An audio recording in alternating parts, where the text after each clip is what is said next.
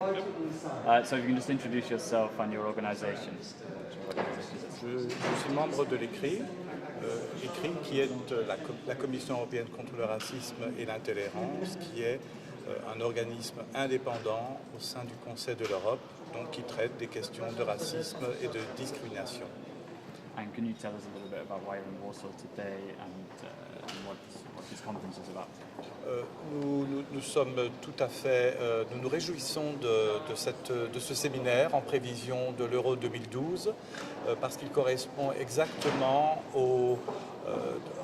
à ce qui est souhaité par l'ECRI, notamment sur base de sa recommandation de politique générale numéro 12, qui est spécifiquement consacrée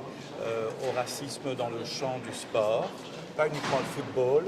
de tous les sports, qu'ils soient d'ailleurs professionnels ou amateurs, dont nous estimons être tout à fait satisfaits de ce qui se fait en prolongation de notre recommandation, notamment ce qui a été dit par le ministre de la Justice, qui a beaucoup insisté sur la lutte contre le racisme et la discrimination. De même, au niveau du vice-bourgmestre de Varsovie, qui a également, dans le cadre donc, de cette grosse organisation de l'Euro 2012,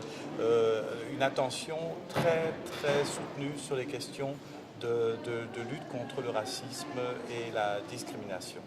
And is it possible to quickly sum up what you've learned today from the Polish authorities ahead of the European Championships? Oui, donc je pense que ce que nous avons d'abord appris, c'est, je reviens sur les questions de l'intervention du ministre de la Justice, parce que donc, nous nous situons essentiellement dans le champ juridique. Et là, celui-ci donc, a pu nous transmettre des informations très intéressantes sur un renforcement de l'outil juridique. Donc, s'il devait advenir des incidents lors de cet Euro de 2012, nous souhaitons qu'il y en ait le moins possible, que donc ceux-ci seront pris en charge assez rapidement, que ce soit par les forces de l'ordre interne à l'Euro 2012, que ce soit aussi par les forces de police et éventuellement la justice. Donc je pense qu'il faut faire de la prévention, et la prévention sera certainement présente lors de l'Euro 2012, mais si des incidents devaient advenir, nous souhaitons qu'ils soient très rapidement pris en charge pour éviter la contamination et éradiquer ce fléau qu'est le racisme dans le champ du sport en général et du football en particulier.